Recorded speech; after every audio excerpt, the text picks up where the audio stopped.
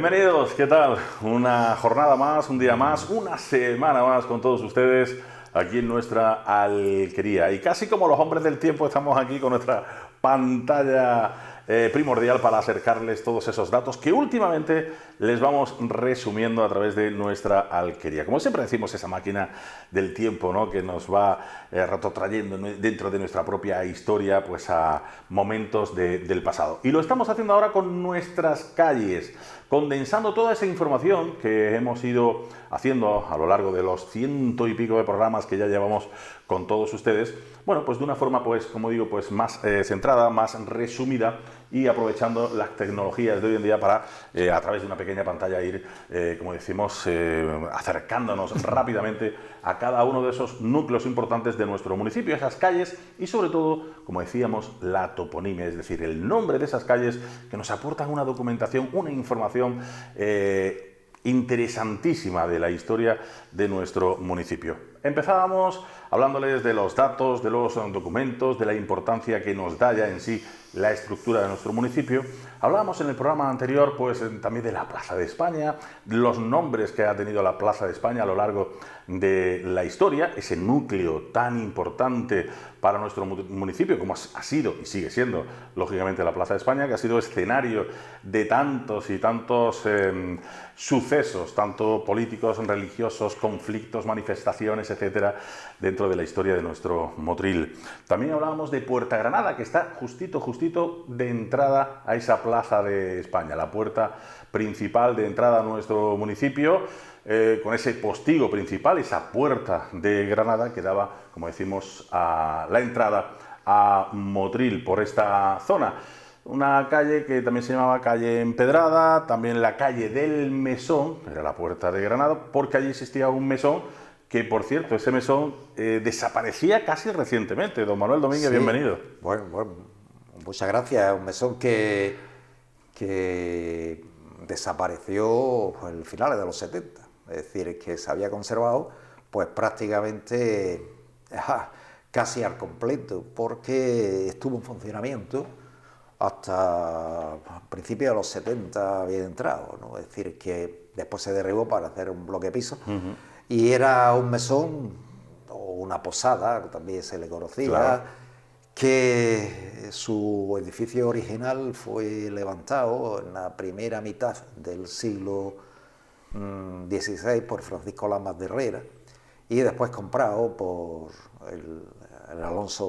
don Alonso de Contreras, y que lo tuvo y después lo heredaron como los condes de Algarerejo, marquesa de Algarerejo, los condes de Luque, y lo mantuvieron hasta el siglo XIX, bien entrar al siglo XIX, y después fue una casa, una empresa particular, ya no perteneciente a ningún marquesado, y se mantuvo como tal hasta, yo lo recuerdo, haber pasado por la Puerta de Granada y haber visto un mesón que del siglo XVI.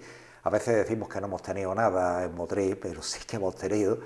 Hoy ese mesón, si se hubiera conservado, estaríamos hablando de un monumento histórico de un gran valor patrimonial, ¿no? Pero bueno. No sé si al final llegamos a conseguir alguna foto. No hay ninguna foto. No. Yo desde aquí me gustaría, si alguien tiene fotos del interior de la puerta del mesón, hay descripciones. Que estaría enfrente del este estanco, lado, ¿no? Donde estuvo el estanco. Enfrente del estanco, más o menos. En la acera bajando o subiendo desde la Rambla del Manjón, la acera de la izquierda. Y sí que hay muchos documentos del mesón, de obras, de alquileres y tal, desde el siglo XVI, XVII, XVIII y XIX. Hay muchos documentos de arreglos, de obras y tal. En algún momento lo describe, dónde estaban las cocinas, dónde estaban los establos, cómo eran las habitaciones y tal, pero fotografía no ha quedado ninguna. De todas maneras, debió de ser un mesón importante, sobre todo por el sitio donde estaba ubicado. Fue uno de los primeros, no uno de los primeros, porque ya había otro mesón alhóndiga de época musulmana en la Plaza de España, que había sido de la reina Aisa la Alorra y que después fue de Francisco Ramírez en Madrid. Y había otro mesón como el de Mayorga, que también estaba ahí en la Rambla del Manjón, y el de Soriano, que también estaba en la Rambla del Manjón. Es decir, que había otros mesones de esta época, pero este posiblemente por su capacidad y por su importancia en la calle que estaba a la entrada de Motril y tal, fue uno de los mesones. Posiblemente a lo mejor Cervantes se alojó en ese mesón cuando estuvo en Motril. Cuando vino a cobrar la deuda de Motril, que no le pagaron. Es decir, que evidentemente lo mismo se alojó en ese mesón. A lo mejor Motril también podía tener lugares cervantinos, ¿no? Si no tiene Vélez Málaga, así que ¿por qué Motril no tiene lugares cervantinos, ¿no? Es decir, que indudablemente el mesón estuvo ahí en la Puerta de Granada, se conservó. Y bueno, como ha pasado en muchísimos edificios antiguos de Motril, pues era un edificio viejo y en el centro de la ciudad, y se derribó para construir un bloque de pisos. Es la típica historia de cualquier edificio histórico de Motril, es decir, que no es más. El mesón de Puerta Granada, el mesón de Aixa Alorra, yo me lo imagino, pues casi la misma fachada del Teatro Calderón, por detrás, entre el Aladino, quizás. Por ahí, ¿no? Es decir, ahí estaría el mesón. Estaba en la parte sur de la plaza. Antes, cuando hemos visto... Que Aixa Alorra no iba allí a trabajar. No, por supuesto, ni vivió en el castillo, seguramente. Ni vivió tampoco en el castillo del Cerro. Que sería nada suyo y tuvo muchas tierras en Motril y casa y tal, sí. Pero evidentemente la reina Alorra no se iba a rebajar, a meterse en un castillo militar, ¿no? Ni en un mesón dedicado, pero sí que es verdad que era su propiedad. Y que cuando Ramírez de Madrid conquista Motril en 1490 definitivamente, los reyes católicos le hacen muchas mercedes, y entre ellas pues le dan las propiedades, gran parte de las propiedades de la reina Alorra. El molino de las viñas, lógicamente el mesón, lógicamente tierras, casas y tal, que habían sido... también pegando a los jardinillos prácticamente. Que habían sido de la reina Alorra. Es decir, que... Bueno, nos vamos a meter en cintura, porque si no, al final, para que vean ustedes lo que es la historia, cómo se va hilvanando con todos los datos, y al final, pues vamos saltando de una cosa a otra. Nos vamos rápidamente, estuvimos viendo el otro día la Plaza de España, con todos sus nombres, estuvimos viendo Puerta de Granada, y nos vamos cerquita también de Puerta de Granada, que es Rambla Manjón, donde aquí, lógicamente, Farhat Al Manjón es el protagonista. Sí, en Motril hay dos calles exclusivamente que conservan nombres musulmanes. Esta, Rambla del Manjón, y la calle Curucho, que ya hablaremos. La Rambla del Manjón es otra de las calles principales de Motril. Es una rambla que conecta, evidentemente, el barranco de lo que nosotros hemos conocido como Barranco de las Monjas Nazarenas, para abajo hasta salir a La Vega. Esa Rambla del Manjón que sale hoy justo enfrente de la Caramba. Por debajo de la Caramba está la Rambla del Manjón, que continuaba en lo que nosotros antiguamente llamábamos la Matraquilla, para abajo. Esa era la Rambla del Manjón, esa calle, la Rambla de Farhat Al Manjón. Mudéjar, musulmán, mudéjar motrileño, que vivió pues en esos años finales del siglo XV, cuando Motril pasa de ser Motril musulmán a Motril cristiano. Debió ser un personaje, porque para que el arrabal, es decir, todo lo que es la calle San Francisco, alrededor de la calle San Francisco, se llamara Arrabal de Al Manjón, y la Rambla de Al Manjón, debió ser ya en época musulmana un personaje importante. Pero cuando llegan los cristianos, Farhat Al Manjón, que debió ser un hombre listo, se convierte rápidamente al cristianismo y se bautiza, siendo su padrino Fernando de Zafra o Hernando de Zafra, secretario de los Reyes Católicos. Así pasa a llamarse. Y entonces él toma el nombre de Fernando de Zafra Al Manjón, porque no pierde su apellido musulmán. Era almotacén, es decir, el almotacén era el que tenía el control de los mercados y de la seda de Motril, de los impuestos, que tenía un horno, tenía tierras y tal, y muere en los primeros años del siglo XVI, 1516, 1515, 17, por ahí muere Farhat Al Manjón. Debió vivir por aquí. Debió vivir por aquí porque el nombre de la calle, Rambla del Manjón, Al Rabat del Manjón, que evidentemente debió tener una importancia tremenda desde el punto de vista de poder.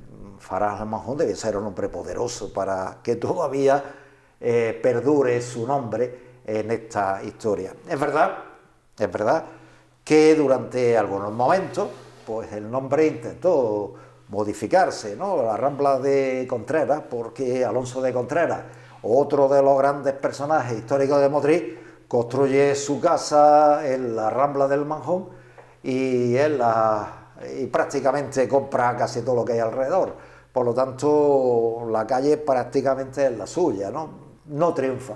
Es decir, durante una época pues también se le llamó Rambla de Contreras o Calle de Contreras, pero evidentemente más como nombre popular que como nombre tradicional, que seguía siendo Rambla del Manjón.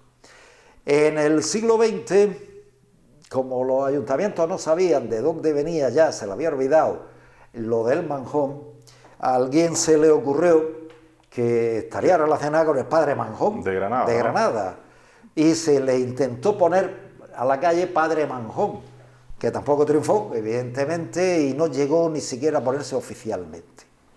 Porque si nos damos cuenta, la placa que se conserva al final de la Rambla del Manjón sigue llamándose, esta placa se pone en los años 60, Rambla del Manjón, y además el ayuntamiento la dedica al pintor Pablo Coronado, pintor motrileño muy desconocido para los motrileños, por desgracia, pero fue uno de los pintores cubistas más famosos de la España de aquella época.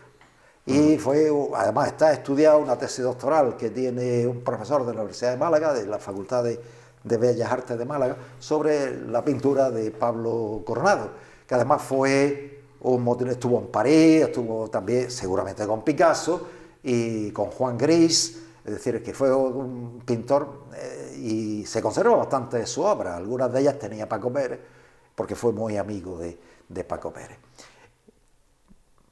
Y el nombre se ha mantenido. Es verdad que la casa de Contreras ha desaparecido, las grandes casas que había en la Rambla del Manjón también han desaparecido, y hoy en día, si somos puristas en el planteamiento, el urbanismo de la Rambla del Manjón es peor que el urbanismo de la Rambla del Manjón antes de principios del siglo XX. Mucho más abierto, es verdad que a lo mejor no estaba asfaltada, también es verdad que en el siglo XIX se hizo un subterráneo para desaguar las aguas que venían por la calle Rey o la calle de las Monjas para que salieran para afuera, pero se derriban, y aquí podemos ver pues algunos restos. Aquí está el solar de la casa de Contreras, esta foto de Pepe Marín, se ve la casa Contreras derribada y lo que había en la Rambla del Manjón en esos años, y la foto actual, ¿no? Yo creo que es una calle que forma parte del patrimonio de la ciudad, es decir, impresionante la antigüedad que tiene, la cantidad de casas importantes que tuvo en su momento. Y bueno, pues hoy... Y la importancia del personaje en sí, del personaje, de Alonso de Contreras, pero no Manjón. solo vivió Alonso de Contreras ahí, vivieron otros personajes importantes de Motril. Giuseppe Naso, que era uno de los grandes genoveses, de inversores, banqueros genoveses dedicados al mundo del azúcar, también vivió, y está claro pues que da lugar a que se convirtiera en una calle, una rambla, originalmente una rambla.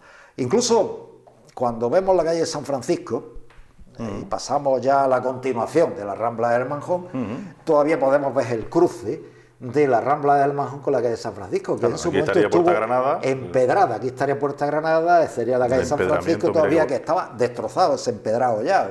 Esa foto es de los años 20, de finales de los años 20. Sí, pero qué bonito. Sí. O sea...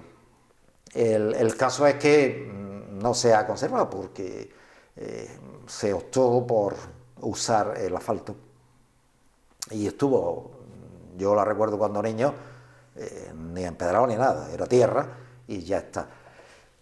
Justo enfrente de la Puerta Granada, la calle de San Francisco. Cruzamos hasta allá. Que es la que da entrada a Motril, o salida a Motril, hacia Salobreña.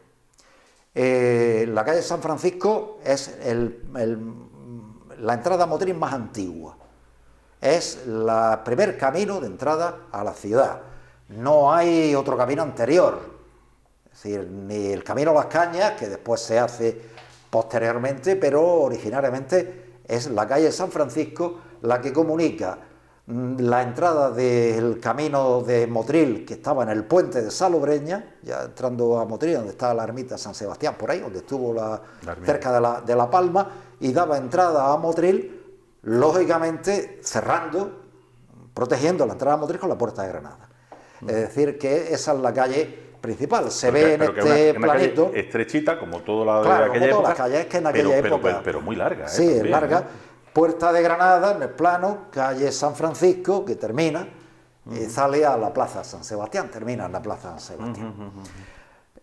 ¿Por qué se llama la calle de San Francisco? Porque en 1630 la Orden de San Francisco, los franciscanos, que habían tenido un convento en el Cerro de la Virgen, habían construido uno nuevo cerca de La Palma, en lo que se conocía o se ha conocido durante muchos años como Huerta San Francisco, y entonces el convento se traslada a partir de 1631 a las cercanías de La Palma.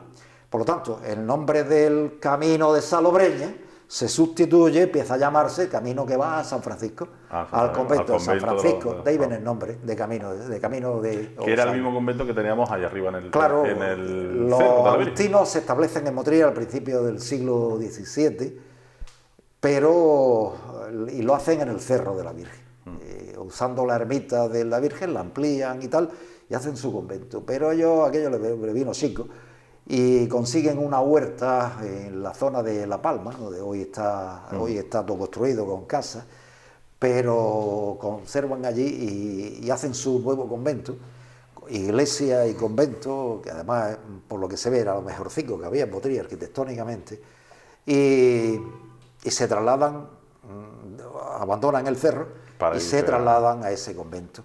Este camino de Salobreña, empieza a ser llamado lógicamente camino de San Francisco o calle de San Francisco. En el siglo XX, a principios del siglo XX, el alcalde Esteban Rabasa le cambia el nombre y le pone calle de Eduardo Cazorla. Eduardo Cazorla Trujillo fue un profesor, literato, investigador de Motril, fue el director del Instituto Politécnico, que hoy está en la casa donde tenemos la aula de pensamiento, el patio, la casa de la familia Bustos, y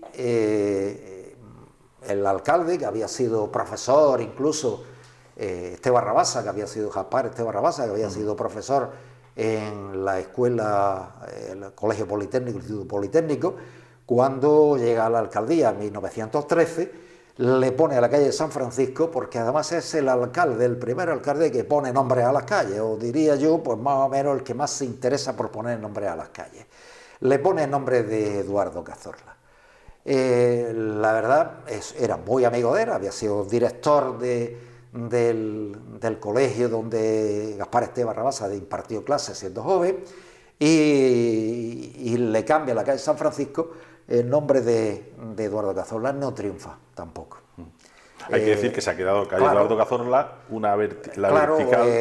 La calle Eduardo Cazorla ocupaba la calle San Francisco, pero a nivel popular la gente le siguió llamando calle de San Francisco. Es decir, a lo mejor a nivel más intelectual, digámoslo así, era Eduardo Cazorla, pero a nivel popular nadie la conocía como Eduardo Cazorla. Yo lo recuerdo de niño, era la calle San Francisco y Eduardo Cazorla, ¿y quién es Eduardo Cazorla? La verdad es que no triunfó el nombre de Eduardo Cazorla, sí que el ayuntamiento le dio el nombre a la calle que atraviesa desde la calle San Francisco a San Medel. O sea, la calle que está escalonada, sí, a San Medel.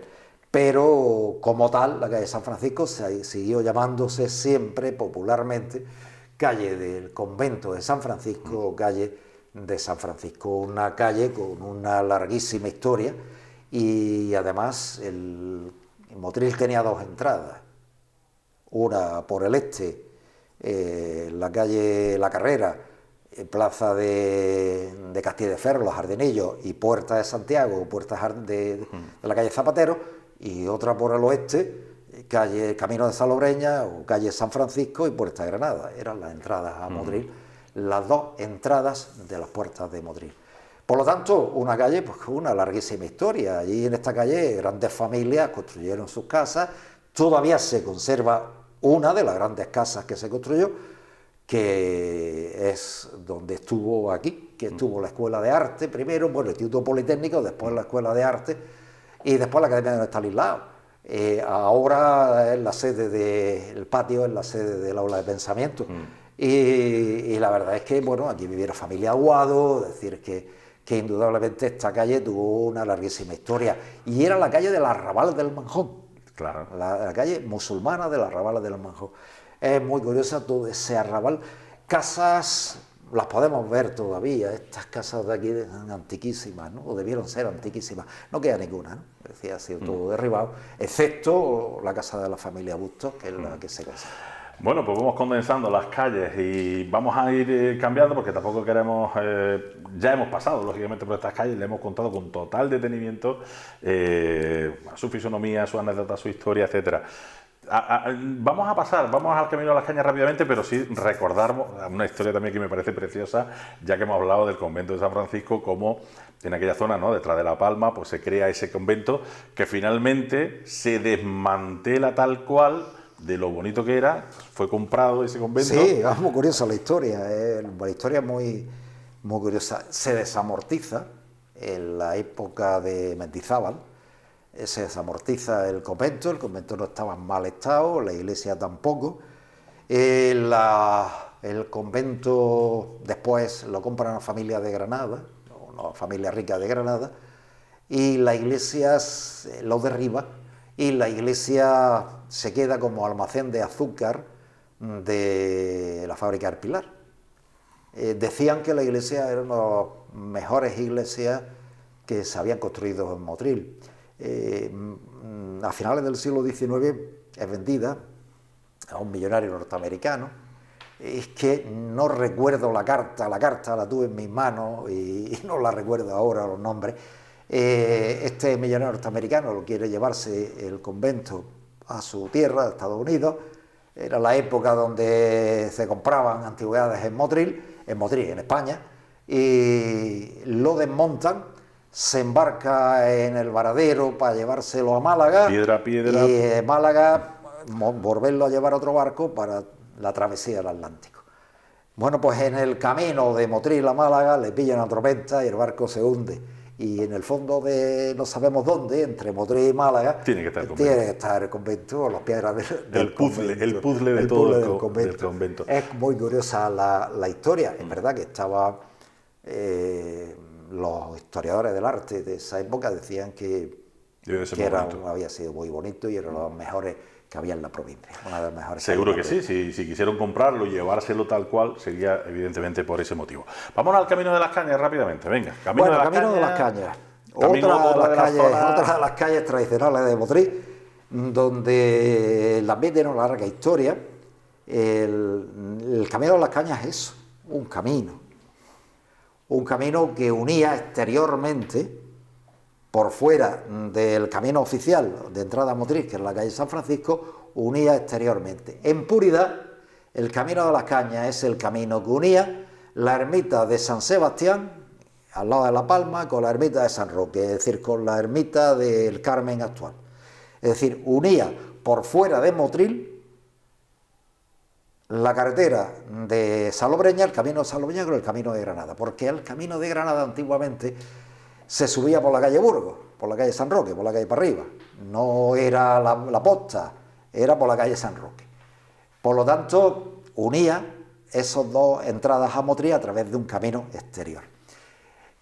Es verdad que ese camino, pues cuando empieza a crecer Motril, el ayuntamiento empieza a poner ciertas limitaciones para que las cargas de cañas que se dirigían a los animales, a carretos o como se llamaran en la época, con las cañas de azúcar que se dirigían a los ingenios que estaban situados al levante de Motril, pues sacarlo de Motril. Nos podemos imaginar traer una carreta de cañas cargar los mulos o los burros cargados de caña o los carros cargados de caña por la calle San Francisco, pasarlos por la Puerta de Granada, la Plaza de España, hasta, yo qué sé, hasta llegar, sería complicadísimo. Es verdad que los tiraban por un lado los caminos de la acequia y por otro lado se busca otra solución, que es ese camino, prolongarlo hasta llegar a la Rambla Capuchino, que es donde estaba el ingenio del Trapiche y otros ingenios, la Huerta de la Condesa, el ingenio de Naso, etcétera. Al principio se llama calle de las cargas de cañas, tiene sentido. Cargas de cañas. Tiene sentido, cargas de cañas. La verdad es que a partir del siglo XVI empieza a crearse el núcleo de la zona de la Rambla del Senador y el Camino de las Cañas, que empieza a ser urbanizado, empieza a construirse casas ahí. Uno de los grandes constructores de casas en el Camino de las Cañas fue el convento de la Victoria. El convento de la Victoria compró bastantes casas, bastantes solares seguramente, y los construyó el camino de las Cañas. El Camino de las Cañas es un camino, no tiene más. Camino que une la ermita de entrada a Motril, desde el camino Salobreña, con la otra ermita de San Roque, que es la salida de Motril hacia Granada. Es ese en puridad. Después es verdad que se prolonga por la calle Cartuja hasta llegar a la calle Cuatro Esquinas y tal. Se le ha llamado incluso Camino de las Cañas, pero en realidad Camino de las Cañas va desde Ermita de San Sebastián, es decir, de la entrada al Camino de las Cañas hasta el Carmen. Eso es el camino, realmente la historia del Camino de las Cañas. El Camino de las Cañas que tiene muchísima historia, porque en medio tiene la entrada, Ermita de San Sebastián, la Plaza de la Palma, la Casa de las Atarazanas, tiene otra gran casa aquí en la subida de la cuesta. Al final tiene este monumento histórico de Motril tan curioso y tan importante, y que ha estado, ya lo veremos más detenidamente con la historia de Motril, que es la iglesia del Carmen o iglesia de San Roque, y por lo tanto ha formado parte, pues, de la historia de Motril. Ahí lo tenemos en una fotografía de los años 60 con un urbanismo digamos más racional en lo que se refiere a la estructura de las ciudades. Ahora en la actualidad hay Casas Marta más bajas, está mezclado todo.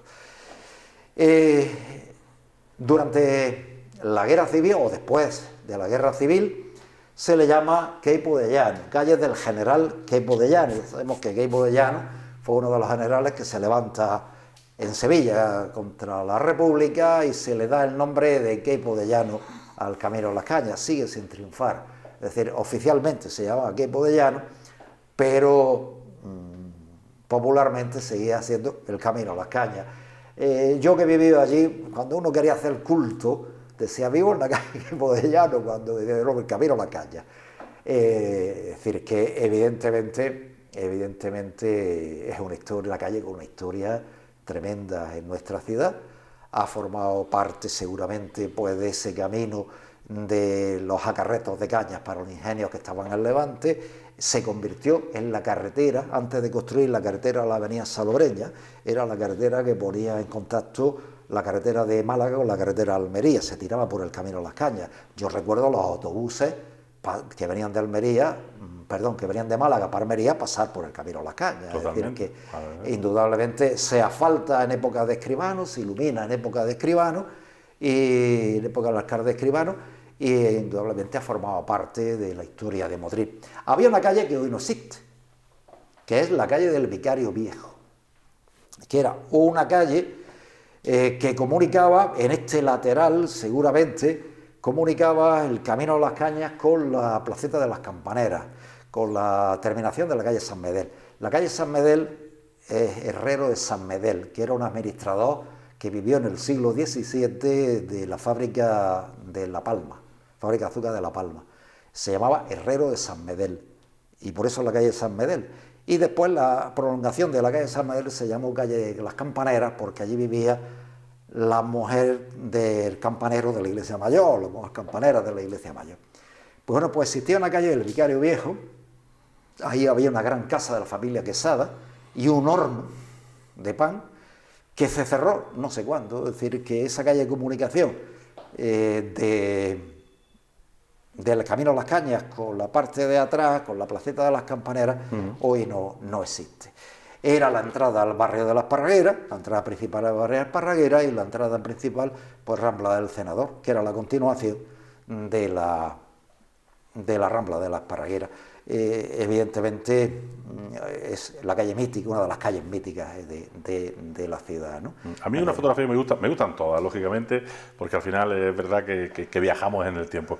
Pero esta especialmente me encanta con la ermita de San Sebastián, desaparecida, la casa de las Atarazanas, que también mucha gente la ve y dice, como que se descoloca, ¿no? Dice, bueno, pues existió hasta hace los años 80. Claro. Que no hace tanto, ¿verdad? No hace tanto tiempo.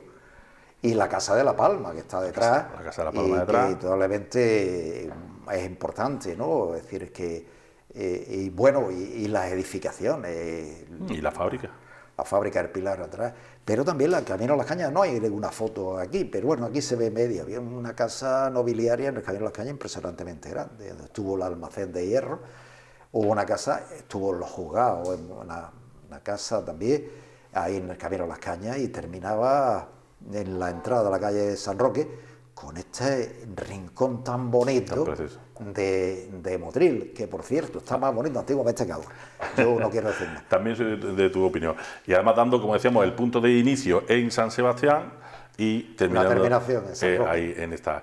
Bueno, pues ya lo sabemos, Camino de las Cañas, calle de la Carga de las Cañas, lógicamente, también Queipo de Llano, y la de Vicario Viejo, que era una de las transversalitas que finalmente parece que se cerró en algún momento. Es verdad que en el Camino a las Cañas también desembocaban calles como por ejemplo era la calle Rey, la calle, bueno, el cementerio, es decir, la hacemos de arriba abajo, la calle del Cementerio Viejo, la calle Rey, la calle Jazmín, se comunicaba con la Rambla del Majón, la Rambla del Majón atravesaba el Camino de las Cañas y después tenía la calle Poco Trigo, que no es Poco Trigo, sino el callejón del Camino a las Cañas, porque la calle Poco Trigo no estaba ahí.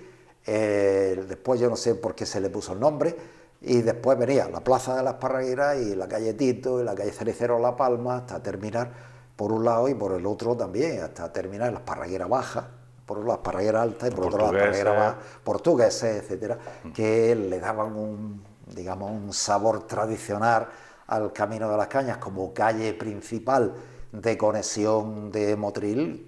Claro, importantísimo. Se convierte en una arteria principal. Bueno, pues también lo vamos a tener que dejar aquí, puesto que al final hemos consumido el tiempo.